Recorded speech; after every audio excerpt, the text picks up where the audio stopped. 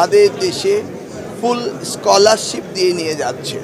এই স্টলগুলি ঘুরে মনে হলো সমগ্র পাকিস্তান আমি ঘুরে আসছি। আমরা স্বাধীনতা পেয়েছি ৫৫ বছর, পাকিস্তান স্বাধীন হয়েছে ৭০ বছর। আমি এই স্টলগুলি ঘুরে মনে হলো সমগ্র পাকিস্তান আমি ঘুরে আসছি এবং তাদের যে শিক্ষায় যে ব্যাপক উন্নয়ন ঘটেছে আমি সত্যি ইমেজড। তাদের শিক্ষা ব্যবস্থা অনেক অনেক এগিয়ে গিয়েছে। আমি তাদের স্বাগত জানাই যে আমাদের বাংলাদেশে এসে আমাদের মেধাবী শিক্ষার্থীদের তাদের দেশে ফুল স্কলারশিপ দিয়ে নিয়ে যাচ্ছে।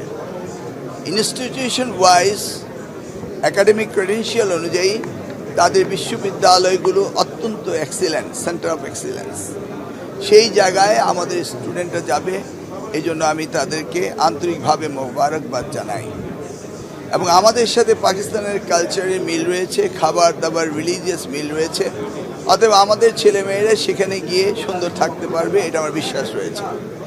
এবং যে পরিমাণ স্কলারশিপ তারা দিচ্ছে, তারা সেখানে সুন্দর ভালোভাবে লেখাপড়া করতে পারবে। অন দ্য আদার হ্যান্ড, আমি বাংলাদেশি হিসাবে চাইব আমাদের দেশেও আমাদের শিক্ষা প্রতিষ্ঠানগুলো এইভাবে উন্নতি সাধন করুক এবং বিদেশি স্টুডেন্টরা আসুক আমাদের দেশে এবং এই গ্লোবাল ভিলেজে আমরা যেন সকলেই শিক্ষায় মান উন্নয়ন করতে পারি এবং এই প্রতিযোগিতায় যেন আমরা টিকে থাকতে পারি। আমাদের দেশ সম্পদে ভরপুর। আমাদের এই তরুণরা রয়েছে মোর দেন 65%। আমাদের ডেমোগ্রাফিক ডিভিডেন্ড তাদের পে করতে হবে। অতএব আমরা বাংলাদেশে শিক্ষাক্ষেত্র জনাব তারেক রহমানের নেতৃত্বে আমরা অবদান রাখব। এই অঙ্গীকার আজকে এখানে এসেও আবারও করছি যে আমাদের শিক্ষা ব্যবস্থাকে উন্নয়নের জন্য আমাদের প্রধানমন্ত্রীর নির্দেশে আমরা যথাসাধ্য কাজ করব।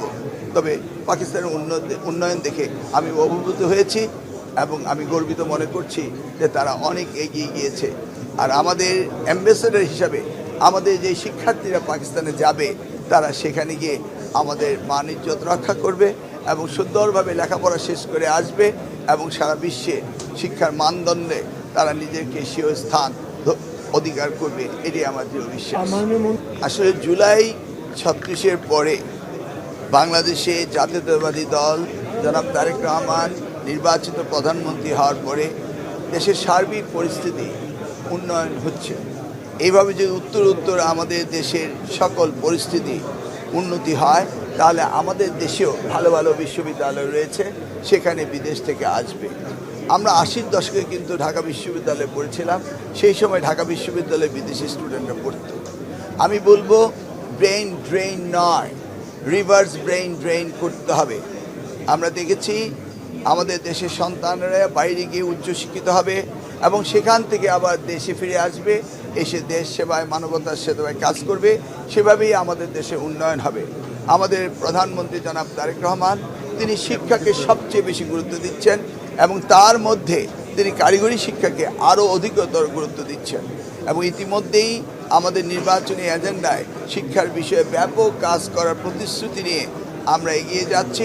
ইনশাল্লাহ আপনারা পর্যায়ক্রমে দেখতে পারবেন এবং আমরা কাজ করব ওনার নির্দেশে, এই আশ্বাস আপনাদের দিতে